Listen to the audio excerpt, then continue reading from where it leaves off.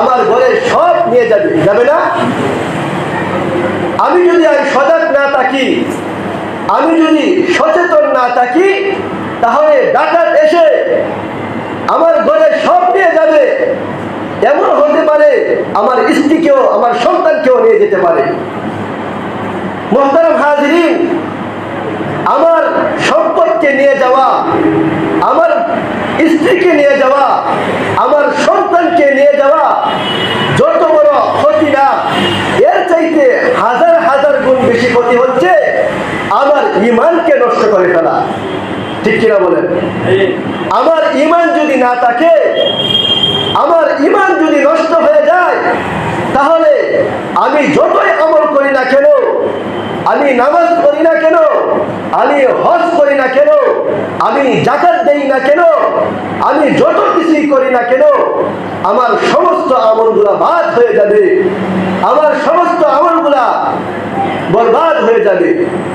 এজন্য আমাদেরকে সজাগ থাকতে হবে। বুঝতে পারছেন?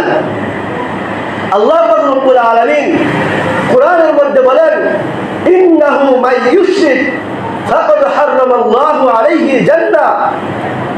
হে দুনিয়ার ঈমানদার মুসলমান, হে দুনিয়ার মানুষ, ইন্নাহু মান ইউশরিক ফাকাদ হারামাল্লাহু আলাইহি জান্নাহ। যে ব্যক্তি নাকি আমি আল্লাহর সাথে শিরিক করলো, আমি আল্লাহর সাথে কাউকে শরীক করলো, আমি আল্লাহর পায়ে সাজদা না করে অন্য কারো পায়ে সাজদা করলো, আমি আল্লাহর কাছে না চেয়ে কোনো মাজারের কাছে চাইলো, কোনো বাবার কাছে চাইলো, কোনো পীরের কাছে চাইলো, ইন্নাহু মান ইউশরিক। হে দুনিয়ার ঈমানদার মুসলমান, শুনে রাখো, ফাকাদ হারামাল্লাহু আলাইহি জান্নাহ। আমি আল্লাহ রাব্বুল আলামিন ওই ব্যক্তির উপর জান্নাতকে হারাম করে দিলাম। বলেন না নাউজুবিল্লাহ। বুঝতে পারছেন? আমি যদি আল্লাহর পায়ে সাজদা না করে কোন মাজারের পায়ে সাজদা করি, তাহলে আমার জন্য জান্নাত হারাম হয়ে যাবে। কে বলছে? আল্লাহ রাব্বুল আলামিন বলতেছে, ফাকাদ হারামাল্লাহু আলাইহি জান্নাহ। আমি আল্লাহ বলতেছি, তোমার উপর আমি জান্নাতকে হারাম করে দিলাম, জাহান্নামকে ওয়াজিব করে দিলাম।